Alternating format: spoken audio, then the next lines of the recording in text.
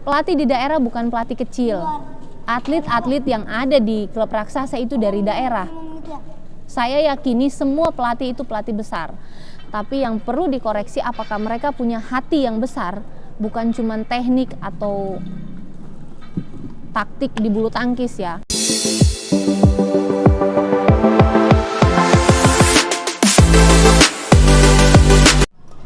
Hai. Selamat pagi semua. Di sini masih pagi ya. Selamat menunaikan ibadah puasa untuk kalian semua yang merayakan ibadah puasa. Semoga puasanya lancar-lancar dan mendapat berkat yang melimpah. Amin. Yang puasa, siapa aja puasa? Tuh, 2. Udah, cuma 2 orang ya, 3 sama Inyong ya. Stroke dulu ya.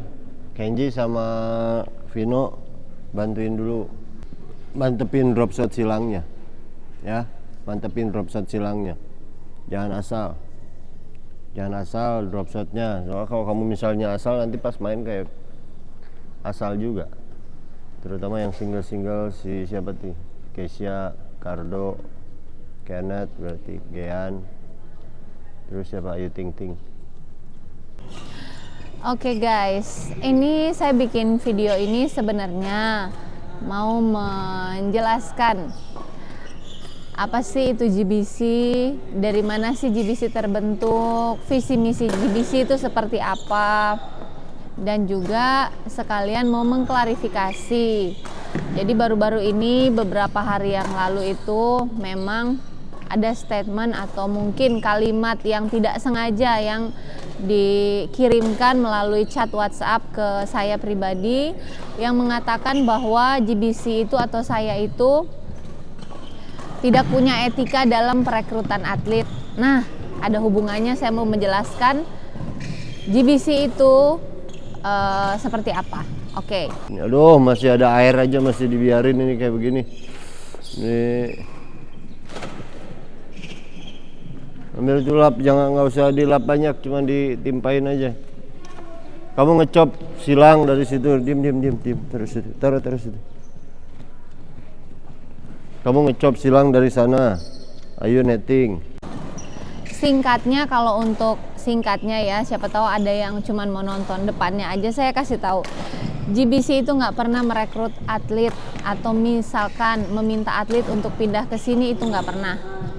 Jadi untuk statement itu etika perekrutan atlet tolong dijaga ya, karena GBC sendiri itu memang klub yang baru mulai, ibaratnya tuh yang seperti yang dibilang masih seumur jagung ya, tapi tanpa sponsor kami itu kami nggak sama sekali punya kekuatan ya untuk merekrut atlet. Di mana gitu kita bisa punya uang untuk membayar satu klub, atau misalkan kita membeli atlet atau merekrut atlet. Jadi saya sama Coach Ajay, suami saya yang sebagai kepala pelatih di sini itu nggak pernah ada sekalipun meminta atlet untuk masuk di sini gitu. Jadi kalaupun atlet-atlet di sini ada sampai sekitar 35 atlet, itu memang mereka yang mau masuk guys.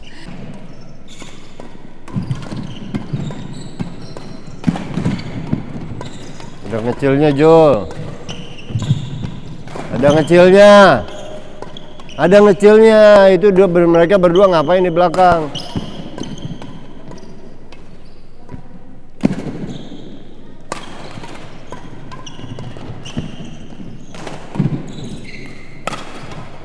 Kamu satu orang di situ.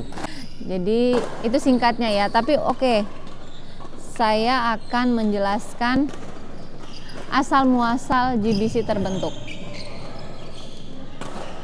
GBC terbentuk itu sebenarnya udah dari tahun lalu ya. Cuman ID-nya baru sah itu di awal-awal tahun.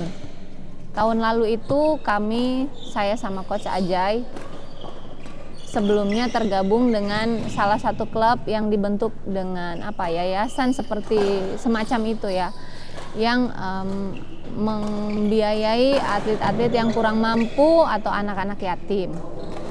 Kami tergabung di sana sekitar berapa bulan ya, saya lupa deh, tahun lalu. Nah, ketika kami tidak sejalan lagi, saya rasa sama suami kita memang harus mundur. Akhirnya kita memutuskan mengundurkan diri dari klub sebelumnya. Nah, sebagian atlet, pas banget itu sebagian atlet dari klub sebelumnya akhirnya memutuskan ikut kami keluar. Kami sudah larang sih sebenarnya, jangan ikut kami keluar di klub sebelumnya aja, karena memang kan di sana untuk semua dibiayain.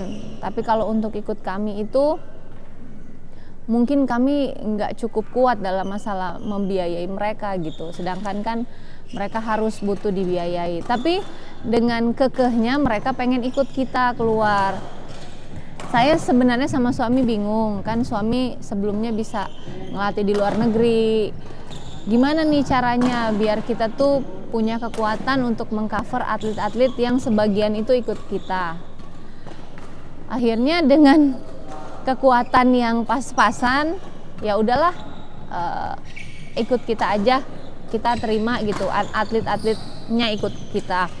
Tapi Tuhan ngirimin orang yang baik saat itu. Di saat itu ada yang namanya Ayub dari Bali. Dia memang mengcover hampir semua dana awal ya untuk kami membentuk GBC ini gitu. Dengan uang tabungan yang saya punya, semua saya keluarin, dan juga dibantu sama beliau. Akhirnya kita mulai berdiri sendiri. Tahun lalu sekitar bulan Juli ya, akhirnya kita tuh berdiri, walaupun belum sah ID-nya, kita sudah mulai membentuk GBC, Jai Badminton Club. Lanjut cerita, ketika akhir tahun kemarin ada salah satu pengusaha yang baik hati, atau papanya Kenneth nih yang pakai baju biru. Dia menghubungi, meminta orang untuk menghubungi kami. Dia memfasilitasi lapangan ini dan dia mengatakan, "Hayu GBC pindah ke sini," gitu. Kan sebelumnya kami tuh yang uang sewa gor sendiri, untuk tempat tinggal sendiri. Jadi memang banyak yang kita butuh modal awal. Tapi udah keluar, modal awal udah keluar. Dan akhirnya kita diminta ke sini untuk jangka ke depan, ya udah kita pindah ke sini. Setelah pindah ke sini, barulah ID kami itu sah. Jai Badminton Club itu ada di Karawang. Tepatnya kami tinggal itu di Karawang Barat. Nah, selama kami di sini atlet mulai banyak, mulai ada satu-satu yang datang dari berbagai daerah, termasuk yang paling dominan ya dari Manado, karena kan di sini beberapa kan atlet dari Manado ada. Dan kami pastikan kami tidak pernah ada yang namanya merekrut atlet tanpa izin. Merekrut aja kita nggak pernah ya, apalagi tanpa izin atau tanpa etika.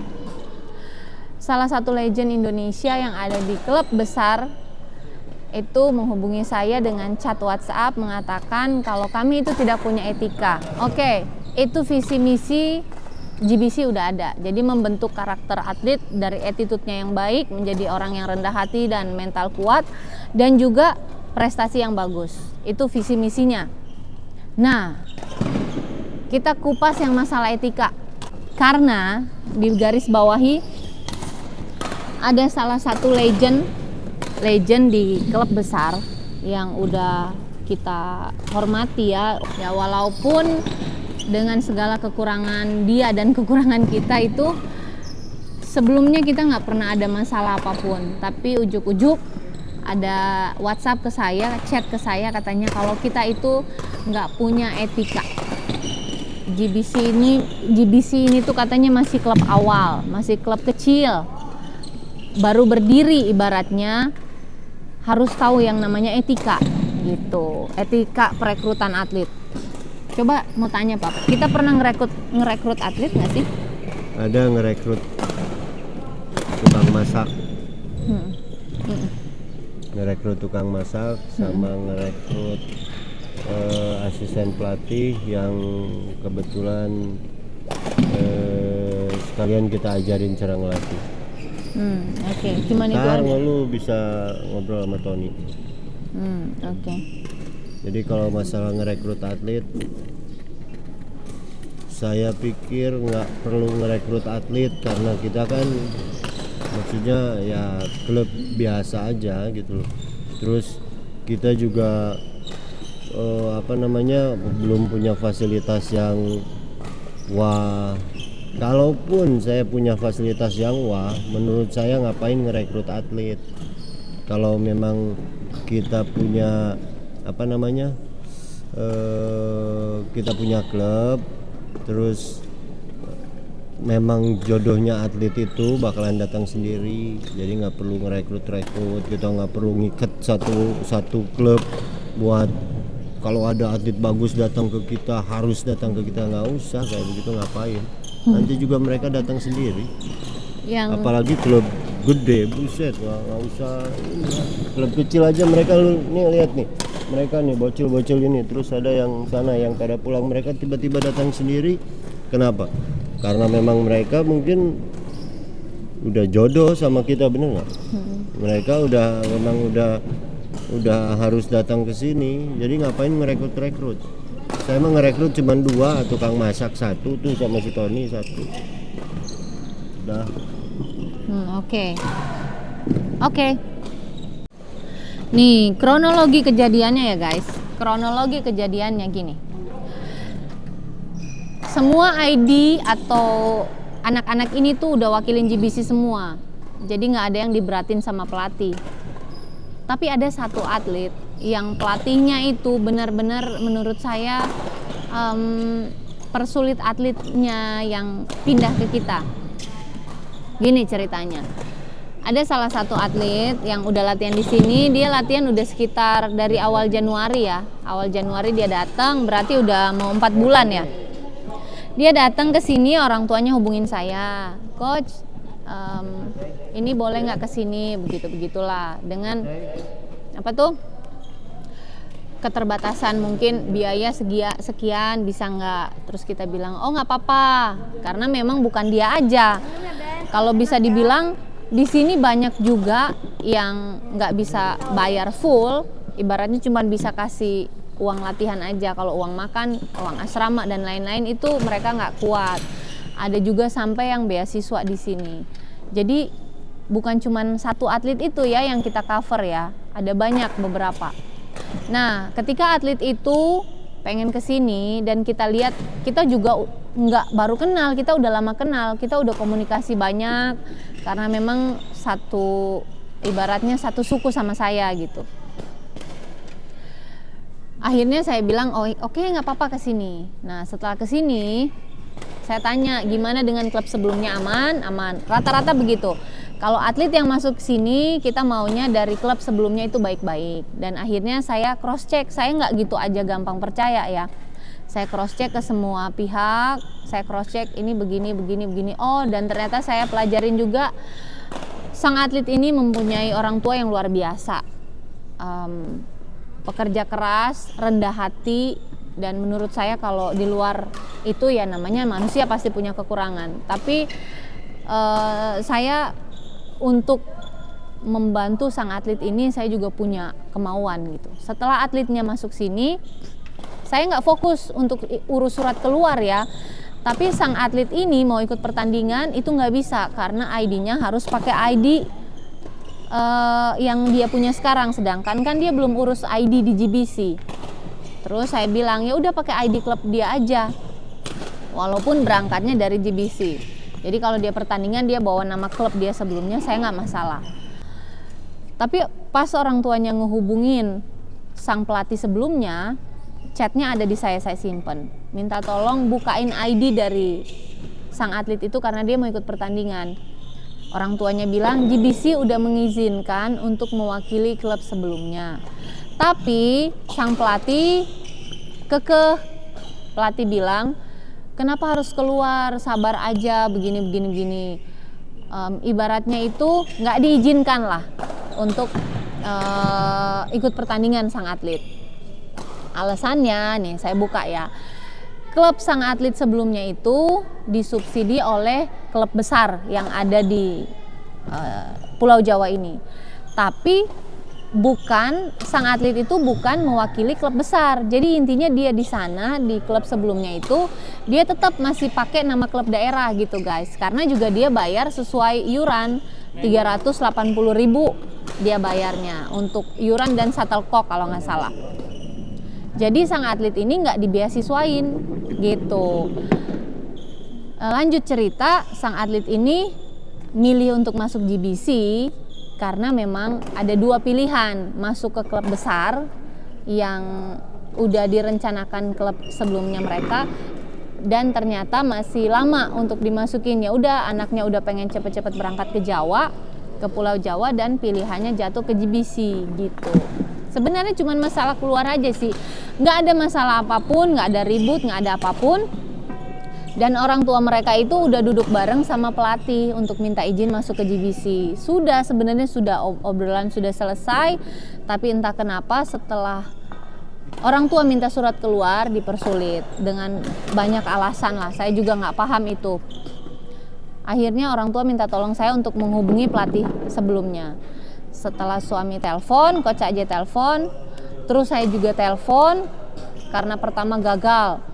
Suami saya disuruh atau Coach AJ disuruh telepon ke klub besar. Padahal kan sebenarnya nggak ada hubungannya ya. Klub besar itu cuma membantu klub di daerah tersebut dengan nggak ada keterikatan apapun. Ibaratnya si atlet nggak ada tanda tangan kontrak, si atlet masih menjalankan iuran seperti yang lain gitu. Akhirnya kita coba telepon ke klub besar, yang kita bilang kita telepon ke legendnya ini, yang pimpinan klub besar ini. Terus kita telepon ke satu lagi tuh yang bagian urus surat keluar, karena memang kita diarahkan ke sana. Kalau kita nggak diarahkan ke sana, ngapain kita hubungin klub besar itu juga? Dan menurut kita nggak ada hubungannya ya guys. Oke, setelah kita telepon, Coach AJ telepon, besoknya lagi saya dikirimkan chat dari sang legend, karena sang legend itu saya kenal lah pokoknya. Tapi akhirnya dia chat ke saya dengan isinya, kita itu nggak punya etika dalam perekrutan atlet. Nah, sebelum sang legend ngomong ke saya itu memang awalnya baik-baik, cuman setelah saya telepon pelatihnya yang di daerah itu terjadi bersih tegang karena pelatihnya itu ada ngejelekin orang tua. Katanya orang tua begini. Saya bilang seorang pelatih nggak layak untuk membawa masalah pribadi ke ini gitu, ke cara pengurusan atlet. Masalah pribadi itu kayaknya nggak pantas karena itu akan merugikan atlet gitu. Karena pengalaman kita ngelatih itu udah lama ya. Di dalam bulu tangkis yang namanya orang tua itu pasti punya kekurangan. Tapi kalau kita mau, yang seperti kata pelatih di daerah itu, kalau kita mau fokus, dia bilang harus mendidik orang tua biar orang tua nggak seenaknya gitu-gitulah. Saya tuh bertanya-tanya, dia seorang pelatih bukan? Kalau memang dia seorang pelatih, ya tugas dia ngelatih atlet, membina atlet gitu. Nggak usah pusing dengan kekurangan orang tua. Yang ibaratnya dalam hal ini aja menurut saya nggak ada kurangnya orang tuanya gitu. Orang tuanya minta izin udah, melakukan administrasi yang diharuskan sudah. Ketika orang tuanya mau memindahkan atlet anaknya ke pusdiklat atau ke asrama seperti ini, ya nggak ada salahnya untuk mengizinkan. Kalau memang mau minta duit, royalti atau segala macam, ya silahkan ngomong gitu. Tapi ini dengan 1000 alasan sang atlet diberatkan untuk keluar gitu. Terus di situ ada bahasanya kalau kita katanya pelatih yang nggak ngerti atau apa gitu.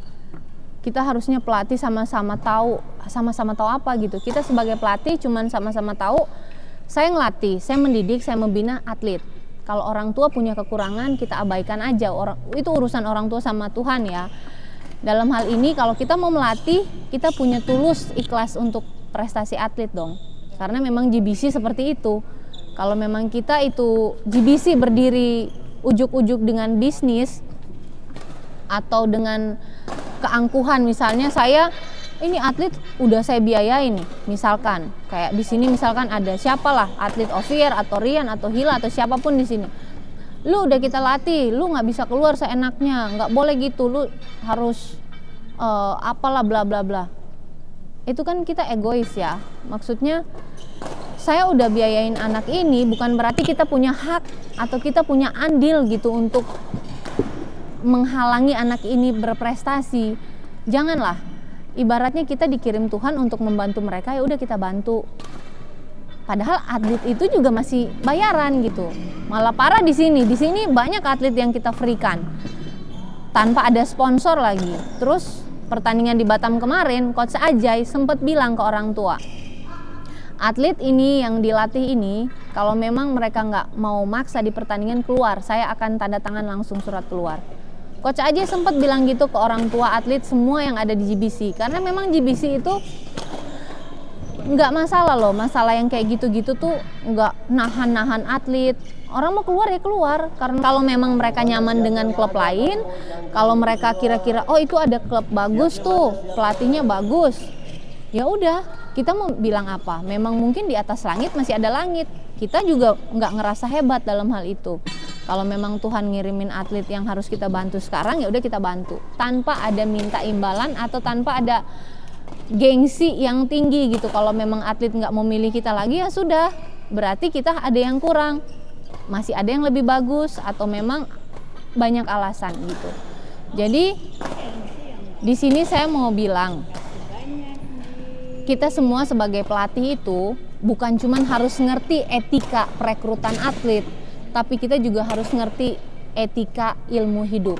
Ngerti nggak? Jadi kalau kita cuman berfokus sama etika perekrutan atlet, kita